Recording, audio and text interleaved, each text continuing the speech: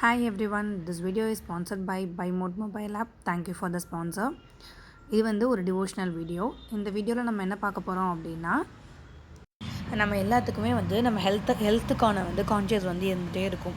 So வந்துட்டு ஒரு நோய்களை தீர்க்கக்கூடிய ஒரு மந்திரமாக கருதப்படக்கூடிய வந்து நாராயணியமில் வந்துட்டு ஒரு ஸ்லோகம் இருக்குது. அந்த ஸ்லோகத்தை ஒரு நாளைக்கு 48 முறை சொன்னோம் அப்படின்னா நிச்சயமாக நம்மளோட உடம்புல இருக்கிற எல்லா நோயும் தீரும் அப்படின்றதா இருக்கட்டும். பர்டிகுலர்லி கேன்சர், அதை வந்து டெய்லியுமே வந்து இந்த ஸ்லோகத்தை வந்து சொல்கிறப்ப வந்துட்டு 48 டைம்ஸ், டெய்லி 48 டைம் நம்மளை வந்து அந்த சொல்லிகிட்டே இருக்கிறனால வந்துட்டு நம்மளோட நோய் வந்து க்யூர் ஆகுது அப்படின்றது வந்துட்டு ஐதீகம். இது வந்து நடந்திருக்கு. என்கிட்ட ஒருத்தவங்க பர்சனலாக அவங்க சரியானதை வந்து சொல்லியிருக்காங்க. ஆக்சுவலி எப்படி பண்ணுவாங்க அப்படின்னா, ஒரு தண்ணியோ பாலோ வாட்டெவர், அது வந்து எதா வேணால் இருக்கலாம். ஸோ சாமிக்கிட்ட வச்சுட்டு இந்த சாண்டிங் பண்ணோம், இந்த ஒரே ஒரு பர்டிகுலர் மந்த்ராவை 48 டைம் சாண்டிங் பண்ணோம் அப்படின்னா, சாண்டிங் பண்ணதுக்கப்புறம் நல்லா வேண்டிக்கிட்டு வந்து நம்ம நம்பணும். இதை பண்ணுறப்ப நம்மளை க்யூர் ஆகும் நம்பி இதை 48 நாள் செய்கிறப்ப டெஃபினெட்லி வந்து க்யூர் ஆகுது. அதை வந்து அந்த இன்டேக் பண்ணணும். நம்ம தண்ணி வச்சாலும் சரி, பால் வச்சாலும் சரி, அதை வந்து ஸ்லோகஸை ஸ்டாண்ட் பண்ணி முடிச்சுட்டு அதை வந்து இன்டேக் பண்ணணும். இது வந்து ஒரு வகையான ஹீலிங்னு கூட சொல்லலாம். ஸோ வந்துட்டு அந்த வாட்டரில் பண்ணக்கூடியப்போ வந்து it's like a form of healing. ஓகேங்களா?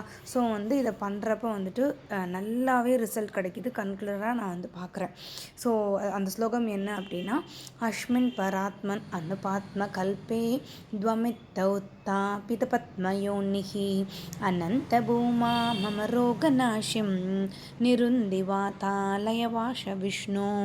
ஸோ இந்த ஸ்லோகத்தை 48 முறை 48 நாள் சொல்கிறப்ப வந்துட்டு நிச்சயமாக நம்மளுக்குள்ளே இருக்க டிசீஸ் வந்து க்யூர் ஆகும் அப்படின்றத நம்புகிறேன்.